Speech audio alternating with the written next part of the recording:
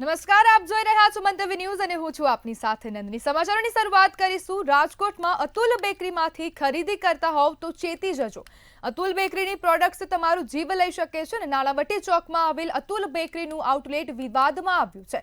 ગ્રાહકે કેક અને ચોકોપોપના પેકેટનો વિડીયો બનાવ્યો હતો, જે સોશિયલ મીડિયા પર ખૂબ વાયરલ થઈ રહ્યો છે। વિડીયોમાં ચોકોપોપના પેકેટ એક્સપાયરી ડેટવાળા જોવા મળ્યા હતા। ગ્રાહકે આરોપ લગાવ્યો હતો કે અતુલ બેકરી એક્સપાયરી ડેટવાળી કેક આપી હતી, તેમજ ગ્રાહકે નાણાં પરત માંગ્યા તો દ્વતાઈપૂર્વક જવાબ મળ્યો હતો। જ્યારે વિડીયો વાયરલ થતા આરોગ્ય વિભાગની ટીમ અતુલ બેકરીના આઉટલેટ પર પહોંચી તપાસ કરી હતી। આઉટલેટમાં રહેલ તમામ કેક અને વસ્તુઓની ચકાસણી કરવામાં આવી હતી।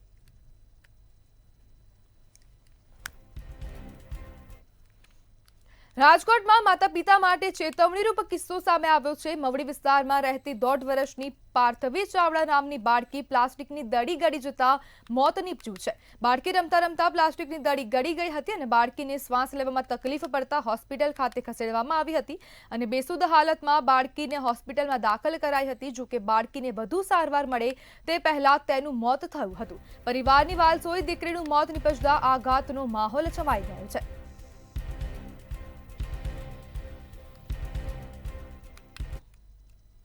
રાજકોટમાં ભાજપામાં વિધાનસભાના 68ના આઈટી વિભાગના સહ ઇન્ચાર્જ વિવેક લિંબાસિયાએ રાજીનામું આપ્યું હતું।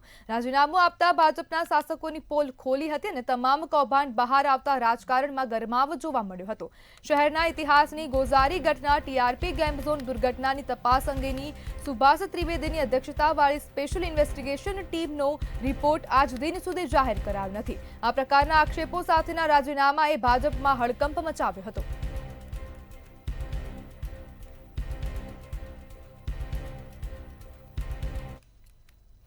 બોટાદના લીંબોડા ગામે સરકારી યોજનાના ₹1,82,000ની ઉચાપત કર્યાની ફરિયાદ કરવામાં આવી છે અને કૃષિ નોડલ ઓફિસર, 2 તલાટી, સરપંચ સહિત 17 લોકો વિરુદ્ધ મદદનીશ તાલુકા વિકાસ અધિકારી દ્વારા ફરિયાદ દાખલ કરવામાં આવી છે। કેટલશેડ બાગાયત અને વનીકરણમાં ભ્રષ્ટાચાર થયો હોવાની પોડિયાદ પોલીસ મથકમાં ફરિયાદ નોંધાતા ચકચાર મચી છે અને આ મામલે તપાસ બાદ ગુનેગાર વિરુદ્ધ કાર્યવાહી કરવા આદેશ કરવામાં આવ્યા છે। સમગ્ર ફરિયાદ અનુસંધાને પાળિયાદ પોલીસ સ્ટેશન ખાતેથી તપાસ કામગીરી હાથ ધરવામાં આવી છે।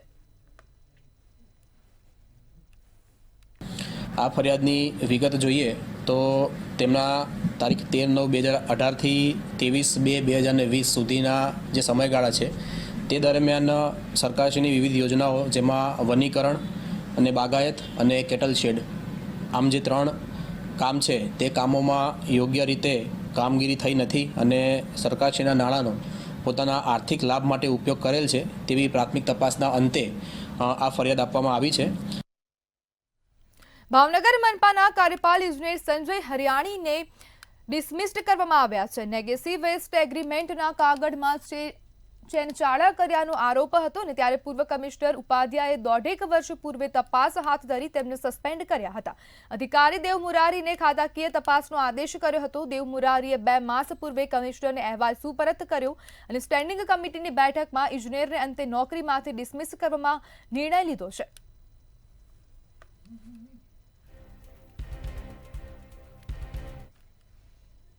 ગીર સોમનાથમાં મનરેગા કૌભાંડમાં કોંગ્રેસ નેતા હીરાભાઈ જોટવા અને તેમના પુત્રની ધરપકડ કરવામાં આવી છે, તેમજ પોલીસ દ્વારા આ કેસમાં સંડોવાયેલા અન્ય લોકોની પણ ધરપકડ કરીને પૂછપરછ હાથ ધરવામાં આવી છે। ત્યારે હીરા જોટવાના સમર્થનમાં હવે આહિર સમાજ મેદાને આવ્યો છે। આહિર સમાજ દ્વારા આગામી દિવસોમાં જિલ્લા કક્ષાએ આવેદનપત્ર બાદ મોટું સંમેલન બોલાવવાની પણ તૈયારી દર્શાવી છે। જો આમાં કઈ જલ્દીથી પારદર્શક અને કોઈ ઉકેલ નહીં આવે તો આવતા દિવસોમાં કલેક્ટર સાહેબની કચેરીએ પણ આવેદનપત્ર આમાં આપવામાં આવશે અને એનાથી પણ આગળ સમાજનું એક સંમેલન પણ બોલાવવાની ફરજ પડશે। એટલે સરકારને અમારી વિનમ્રતા છે કે ભાઈ જે લોકો ભ્રષ્ટાચારી છે તો એ ભ્રષ્ટાચારીઓને તમે તપાસ જ નથી કરતા, તપાસ ક્લોઝ કરી નાખો છો, તો પછી એક જ સમાજને શા માટે ટાર્ગેટ? એ અમારી લાગણી અને માગણી છે। અને આજે આવેદનપત્ર દીધું છે તે છતાં યુવાનોને અમે અત્યારે હાલ યુવાનો બધા એક્ટિવ છે, જે આવનારા સમયમાં અંદર કોઈ પણ સમાજ માટે લડવાની વાત આવશે ત્યારે યુવાનો બધા એક સાથે મળી અને સરકાર સાથે લડશું અને કોઈ પણ બાબતની અંદર ક્યાંય સમાજને ટાર્ગેટ કરવામાં આવશે ત્યારે યુવાનો અને બધા મિત્રો સાથે મળી અને આગળની કાર્યવાહી કરશું। ગીર સોમનાથમાં સગીર વયની કિશોરીને અપહરણ કરીને ભગાડી જનાર આરોપીને એલસીબી પોલીસ દ્વારા ઝડપી લેવામાં આવ્યો છે. ઉનાના નવા બંદરથી ગત 27 જૂને કિશોરીના ઘરેથી લાલચ આપીને યુવાન ભગાડી ગયો હતો. ત્યારે ગીર સોમનાથ જિલ્લા એલસીબી પોલીસે આરોપી અને સગીર વયની કિશોરીને વેરાવળથી ઝડપી લીધા છે. તેમજ આરોપી શકલેન હુસેન ચૌહાણ નવા બંદરનો રહેવાસી હોવાનું સામે આવ્યું છે. બાતમીના આધારે આરોપીને ઝડપી પોલીસે કાયદેસરની કાર્યવાહી હાથ ધરી છે. જૂનાગઢના માંગરોળ તાલુકામાં માનખેત્રા ગામે ઘણા ખેતરોમાં પાણી ભરાતા મગફળીના પાકનું ધોવાણ થયું છે. માંગરોળ તાલુકામાં ભારે વરસાદના કારણે અનેક ખેતરોમાં પાણી ભરાઈ ગયા હતા. જ્યારે માનખેત્રા ગામે ઘણા ખેતરોમાં પાણી ભરાતા વાવેતર કરેલ મગફળીના ધોવાણ થતા ખેડૂતો લાચાર બન્યા છે. હાલ તો માનખેત્રા ગામે પાણી નિકાલની કોઈ વ્યવસ્થા નથી, જેથી ખેડૂતોને લાખો રૂપિયાની નુકસાનીનો વેઠવાનો વારો આવ્યો છે. ત્યારે ખેડૂતો સરકાર પાસેથી પાણીના નિકાલ કરવાની માંગ કરી રહ્યા છે. અમારે પાણીનું ને કારણોસર અતિ ભારે વરસાદના કારણોસર માંડવીનું નિષ્ફળ પાક ગયો છે અને જમીન પર ધોવાણ પડી છે. એટલે સરકાર પાસે એવી અપીલ છે કે અમને સહાય આપે અને નુકસાની બહુ પાછું વાવેતરના પણ પૈસા નથી ખેડૂતો પાસે. એટલે સરકાર પાસે અપીલ એવી છે કે તાત્કાલિક સહાય આપે અમને. અમારે વરસાદથી બહુ ધોવાણ ને પાણી ભરાતા નુકસાન થયું છે. સરકારને ખાસ વિનંતી તાત્કાલિક સહાય આપે. અત્યારે બિયારણના પૈસા નથી અમારી પાસે, તાત્કાલિક સહાય આપી દે સરકાર, એટલી અમારી ભલામણ છે. ખરીફ પાકની અંદર અત્યારે અમે મગફળીનું વાવેતર કરેલું છે. મગફળીના વાવેતરમાં અમારે ભારે નુકસાની થઈ છે. વરસાદના લીધે જે નુકસાની થઈ છે એનું અમને વળતર આપવામાં આવે અને સર્વે કરવામાં આવે, જેથી કરીને અમે મગફળીનું ફરી વાવેતર કરી શકીએ છીએ. એના માટે સરકારને નમ્ર વિનંતી છે. ને મારા ખેતરમાં પાણીના ભરાવાથી નુકસાની થઈ છે. બિયારણનું ધોવાણ થઈ ગયું, જમીન ધોવાણ થઈ ગઈ છે. તો મારે સરકારને નમ્ર એવી વિનંતી છે કે રીસર્વે કરાવીને જે સહાય થાય છે એ સહાય દેવા નમ્ર વિનંતી.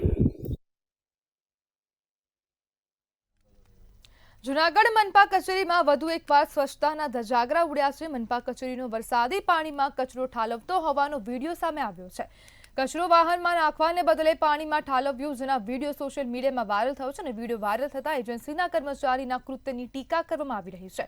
હાલ પાલિકાએ ગ્લોબલ વેસ્ટ એજન્સીને બેદરકારી બદલ 25,000નો દંડ ફટકાર્યો છે.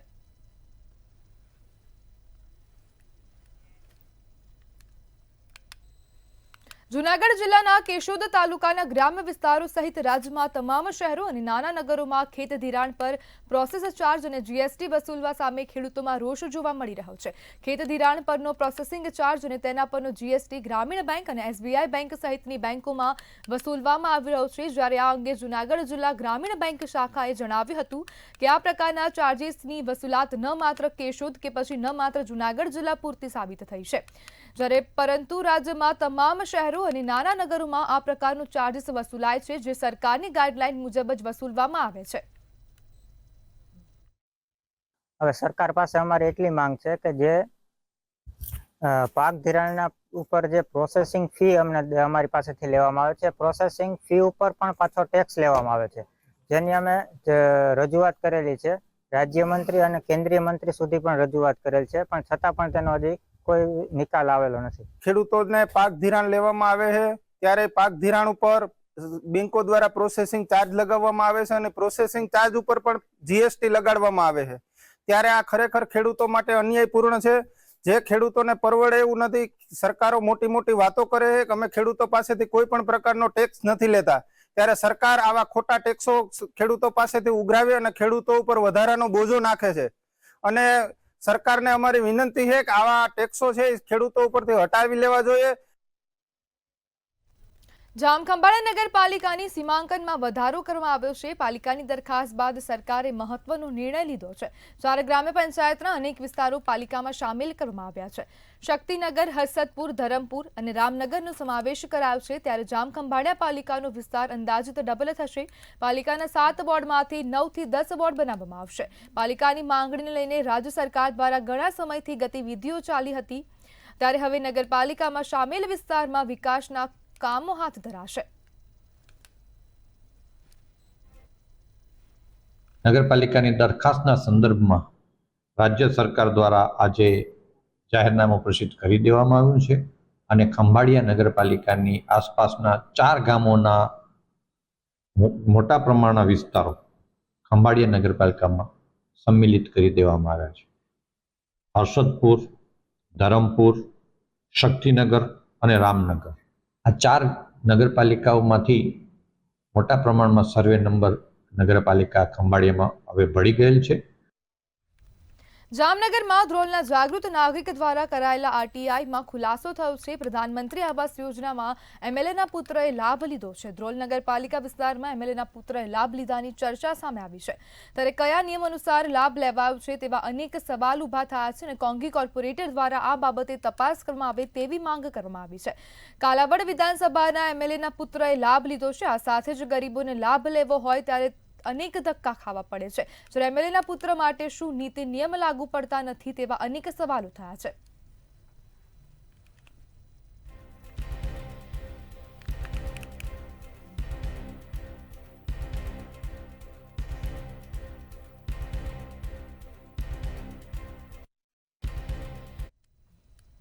જામનગરના અમરા ગામમાં છેલ્લા 300 વર્ષથી કૂવામાં રોટલો પધરાવવાની પરંપરા છે. વરસાદનો વર્તારો રોટલા પરથી નક્કી કરવામાં આવે છે. આ વર્ષે સારો વરસાદ પડશે તે રોટલા પરથી નક્કી થાય છે. તેમજ મોટી સંખ્યામાં ગ્રામજનો પણ ઉપસ્થિત રહ્યા હતા. ये जामनगर जिला का अमरा गांव है। यहाँ पे ये वर्षों से जो रीत चली आ रही है कि बारिश का अनुमान लगाना, तो उसमें ये 150-200 साल से परंपरा चली आ रही है। उसमें ये वेराई माता जी का मंदिर है, उसके बगल में एक कुआं है। कुएं में जो रोटला डालने की जो परंपरा है, वो परंपरा को आज हम लोगों ने यहाँ पूरा किया है। वो जो रोटला डालने का ये है रीत, वो मैंने आज इसमें कुएं में डाला है। और इसमें रीत ऐसी है हमारी के गाँव में जितने भी देवस्थान है, मंदिर है, वहाँ पे नारियल चढ़ाना है और हर जगह पे ध्वजा चढ़ानी है। उसके बाद ये मंदिर पे आते हैं, ये बलवाड़ी भाई के घर पे रोटला बनता है, ये आनंद भाई उसको लेके आते हैं और एक क्षत्रिय समाज का वो रोटला ये कुएं में प्रसादी के रूप में चढ़ाता। રાજકોટના જન્માષ્ટમી લોકમેળાને લઈને મોટા સમાચાર સામે આવી રહ્યા છે. રાજકોટના જન્માષ્ટમીના લોકમેળાને લઈને મોટા સમાચાર સામે આવ્યા. મેળામાં યાંત્રિક રાઇડ્સને લઈને હજુ પણ મડાગાંઠ યથાવત જોવા મળી રહી છે અને જિલ્લા કલેક્ટર અને રાઇડ્સ સંચાલકો વચ્ચે બેઠક યોજાઈ હતી. જેમાં જિલ્લા કલેક્ટરનું રાઇડ્સ સંચાલકોને સ્પષ્ટ નિર્દેશ છે કે દરેક રાઇડ્સ સંચાલકે એસઓપીનું કડક પાલન કરવાનું રહેશે. આગામી 10 જુલાઈ ફોર્મ સ્વીકારવાની અંતિમ તારીખ છે. જો ફોર્મ ભરવામાં નહીં આવે તો હવે મુદત નહીં વધારવામાં આવે અને ફાઉન્ડેશનને લઈને વૈકલ્પિક વ્યવસ્થાની માંગ તંત્રએ ફગાવી છે. રાજકોટના જન્માષ્ટમીના લોકમેળાને લઈને હવે આ મોટા સમાચાર સામે આવ્યા અને મેળામાં યાંત્રિક રાઇડ્સને લઈને હજુ પણ મડાગાંઠ જોવા મળી રહી છે અને જિલ્લા કલેક્ટર અને રાઇડ્સ સંચાલકો વચ્ચે બેઠક યોજાઈ હતી. જિલ્લા કલેક્ટરનું રાઇડ્સ સંચાલકોને સ્પષ્ટ નિર્દેશ છે દરેક રાઇડ્સ સંચાલકે એસઓપીનું કડક પાલન કરવાનું રહેશે. આગામી 10 જુલાઈ ફોર્મ સ્વીકારવાની અંતિમ તારીખ છે અને જો ફોર્મ ભરવામાં નહીં આવે તો હવે મુદ્દત નહીં વધારવામાં આવે.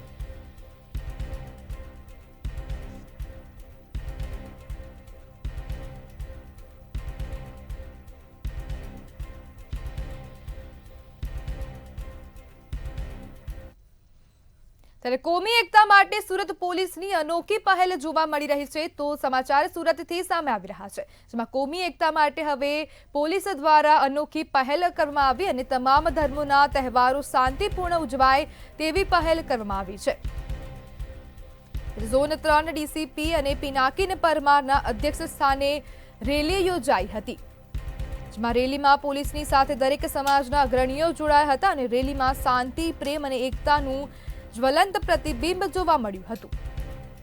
જ્યારે કોમી એકતા માટે સુરત પોલીસની અનોખી પહેલ જોવા મળી છે.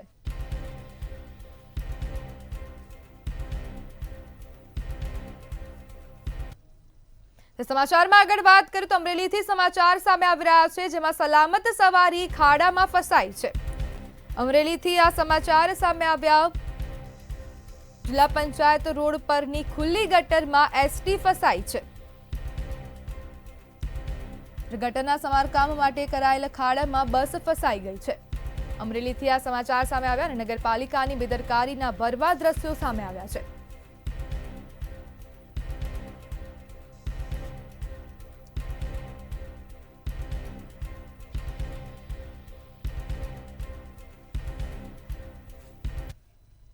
ત્યારે જેતપુરની જેતલસર ચોકડી પાસે અકસ્માત સર્જાયો છે તો અકસ્માતના સમાચાર સામે આવી રહ્યા છે જેતપુરથી જેતપુરની જેતલસર ચોકડી પાસે અકસ્માતની ઘટના બની છે કાર ચાલકે સાયકલ સવારને ટક્કર મારી છે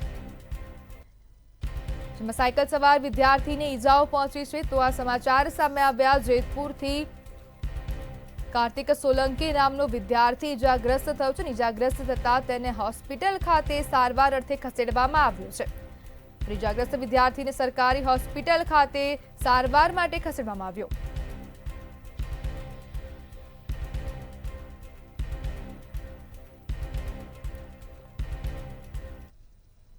વધુ સમાચાર ધાંગધ્રાથી સામે આવી રહ્યા છે તો અન્ય સમાચાર ધાંગધ્રાથી સામે આવી રહ્યા છે જેમાં ધાંગધ્રા શહેરના મુખ્ય રોડ પર રખડતા પશુઓનો અડીંગો જોવા મળી રહ્યો છે અને રોડની વચ્ચે જ રખડતા પશુઓને રાહદારીઓ પરેશાન થઈ રહ્યા છે જેમાં જાહેર માર્ગો પર રખડતા પશુઓને લઈને ટ્રાફિકની સમસ્યા પણ જોવા મળી રહી છે રખડતા પશુઓના યુદ્ધથી રાહદારીઓને પણ જીવનું જોખમ હોય છે સુરતમાં આજથી એર ઇન્ડિયા એક્સપ્રેસની ફ્લાઇટ બંધ કરવામાં આવી છે અને સુરત ચેન્નઈ હૈદરાબાદ ગોવાની ફ્લાઇટ બંધ કરાઈ છે સપ્તાહમાં એક દિવસ જ સુરત શારજાહની ફ્લાઇટ ચાલશે આ સાથે જ સુરતથી પ્રવાસ કરનારા મુસાફરોને હાલાકી પડશે જ્યારે સુરત ઇન્ટરનેશનલ એરપોર્ટથી મુસાફરોની સંખ્યા વધી રહી છે ત્યારે એરપોર્ટથી મૂવમેન્ટ કરનારી ફ્લાઇટની સંખ્યામાં ઘટાડો કરવામાં આવ્યો છે અને વેપાર માટે સુરત આવનારા અને મુસાફરોની સંખ્યામાં વધારો થયો છે ત્યારે એરપોર્ટ પર ફ્લાઇટ મૂવમેન્ટ ઘટતા મુસાફરોમાં નારાજગી જોવા મળી રહી છે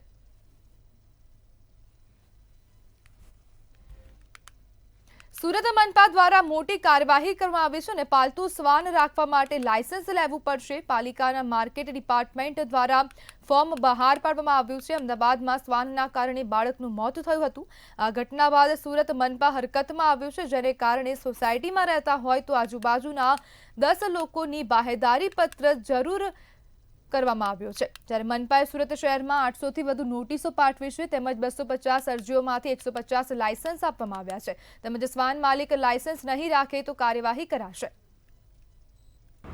જે પાલતુ શ્વાન રાખી રહ્યા છે એમના માટે આપણે લાયસન્સ પ્રોસિજર શરૂ કરી છે એ જે 2008થી શરૂ છે એ સ્ટેન્ડિંગ કમિટીના ઠરાવ પ્રમાણે આપણે એપ્લાય કરાવેલી છે શું છે એમાં કઈ રીતે પ્રક્રિયા ચાલતી છે લાયસન્સ પ્રોસિજરમાં આપણે એમનો આધાર પ્રૂફ લઈએ છીએ ડોગનું વેક્સિનેશન કાર્ડ લઈએ છીએ અને આસપાસના રહીશો જો સોસાયટીમાં રહેતા હોય તો એમનું એનઓસી માગીએ છીએ અને એપાર્ટમેન્ટમાં રહેતા હોય તો એમના પ્રમુખનું અથવા મંત્રીનું એનઓસી લઈએ છીએ ત્યારે સુરત પોલીસ ગેરવર્તન કરતા હોવાનો વિડીયો વાયરલ થયો છે સોશિયલ મીડિયામાં પોલીસના ગેરવર્તનનો વિડીયો વાયરલ થયો છે ત્યારે સુરત શહેર લાલગેટ પોલીસ સ્ટેશનની હદનો બનાવ સામે આવ્યો છે જ્યાં હોટેલ માલિક સાથે પોલીસ સ્ટાફ દ્વારા ખરાબ વર્તન કરવામાં આવ્યું હતું અને લાલગેટ પોલીસ સ્ટેશનની હદમાં દારૂના અડ્ડા ચાલતાના આરોપ લગાવવામાં આવ્યા છે આ સાથે જ બુટલેગરો ખુલ્લેઆમ દારૂનું વેચાણ કરતા હોવાનો આરોપ પણ લગાવવામાં આવ્યા છે તેમજ પોલીસ માત્ર હપ્તા લેવા જાય છે તેવી ચર્ચાએ જોર પકડ્યું છે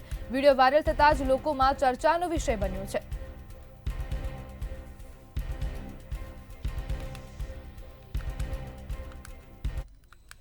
ત્યારે સુરત મનપા સંચાલિત સ્મીમેર કોલેજની ફીમાં વધારો કરવામાં આવ્યો છે સ્મીમેર મેડિકલ કોલેજની ફીમાં વધારો કરવામાં આવ્યો છે એમબીબીએસનો અભ્યાસ કરતા વિદ્યાર્થીઓની ફીમાં વધારો થયો છે સરકારી ક્વોટામાં 12 અને મેનેજમેન્ટમાં 10% વધારો કરવામાં આવ્યો છે એમબીબીએસના અંડર ગ્રેજ્યુએટના અભ્યાસ માટે કુલ 250 બેઠકો ગવર્મેન્ટ ક્વોટા હસ્તક 188 બેઠક જ્યારે મેનેજમેન્ટ ક્વોટામાં 25 બેઠક તેમજ એનઆરઆઈ ક્વોટામાં કુલ 37 બેઠકોનો સમાવેશ થયો છે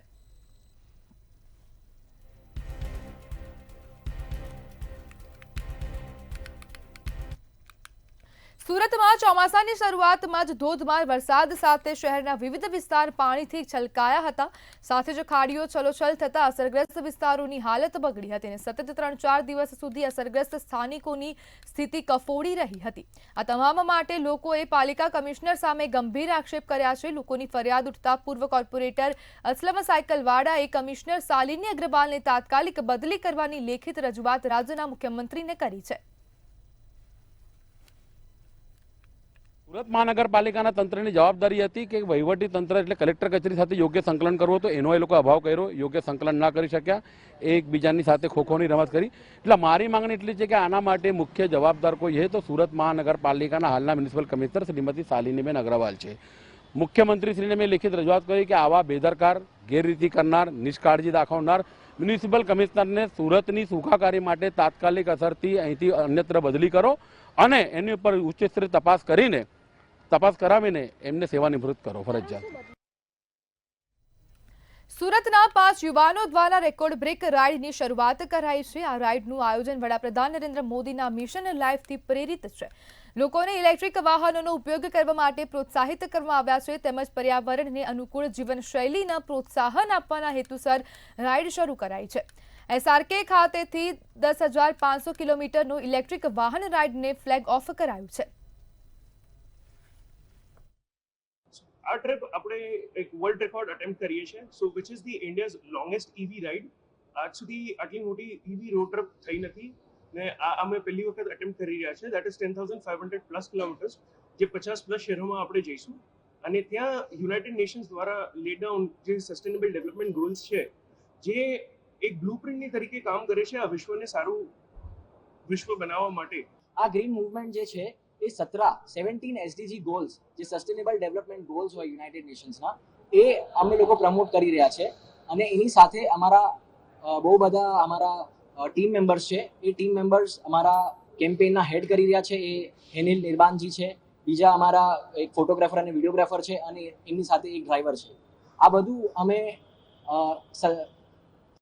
ડેઝમાં 31 દિવસમાં અમે કરી રહ્યા છે, જેમાં અમે 21 સિટીઝમાં સ્ટોપ્સ લઈશું અને 50 પ્લસ શહેરોથી અમે પસાર થઈને આ બધા એક્ટિવિટીઝ કરવાના છે. સુરત શહેરમાં 14 વર્ષના જે વિદ્યાર્થી છે તેની લાશ મળી છે. તો સમાચાર સામે આવ્યા સુરતથી, જેમાં 14 વર્ષીય ગુમ વિદ્યાર્થીની લાશ મળી છે.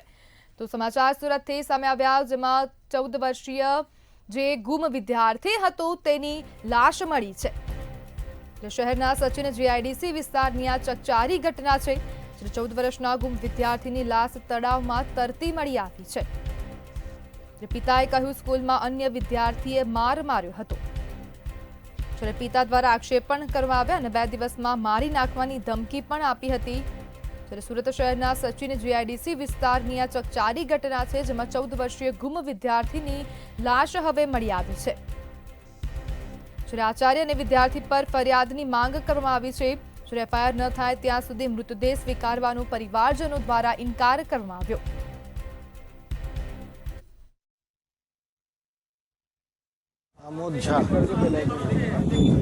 आमोद झा मेरा नाम है। मेरा लड़के का नाम मयंक झा, उम्र 14 बरस, सचिन हिंदी विद्यालय, सरस्वती हिंदी विद्यालय सचिन में पढ़ता था और कल स्कूल से आया तो रोने लगा। क्या हुआ तो ऐसे ऐसे, एक्चुअली मेरा लड़का तोतला बोलता था, एक ही लड़का है मेरा, और उसको मम्मी पूछी कि क्या हुआ है तो ऐसे बोला कि स्कूल का लड़का है, उसको तोतला तोतला करके चिढ़ा रहा था, तो जो जीतेगा नहीं वो उसको गाली दिया होगा, चाहे जो भी हो। उसके बाद फिर उसने उसको मारा, प्रिंसिपल के पास लेके गया। प्रिंसिपल भी हमारे लड़के को मारे हैं का जहाँ पर उसको टॉर्चराइज किए हैं। उसके बाद फ़ोन किया है मेरे वाइफ को कि आप आ जाओ स्कूल में। तो स्कूल में 11 बजे 11:30 बजे तो बंद हो जाता है स्कूल। मेरी वाइफ बोली कि आज नहीं, मैं कल आऊँगी, अभी तो आधे घंटे में पहुँच नहीं सकती, चाहे मेरे नाम के वो जाएंगे। तो लड़का आया, रो रहा था, बोला कि मम्मी जो लड़का मारा है वो धमकी दे रहा था कि मैं किसी से डरता नहीं हूँ और मैं तुमको 1-2 दिन में मार डालूँगा, और ये करके रो रहा था। हालांकि मेरा लड़का अभी कभी ऐसा हुआ नहीं, ऐसा बनाओ कि कभी ऐसा आके घर पे रोया हो ना, ऐसा बहुत रो रहा था। मेरे को मेरे बाप ने समझाया कि तुम रो मत, जैसा होगा तो कल पापा जाएंगे, चाहे मैं चलूँगी साथ में। फिर लड़का नाश्ता वास्ता किया, सो गया, उठा, होमवर्क किया, ट्यूशन उसका 6:30 बजे से था। तो साइकिल लेके गया था घूमने के लिए, ऐसे बाजू में जाता है साइकिलिंग उसका તો આ હતા અત્યાર સુધીના ખાસ અને મહત્વના સમાચાર. વધુ માહિતી માટે જોતા રહો મંતવ્ય ન્યૂઝ. નમસ્કાર.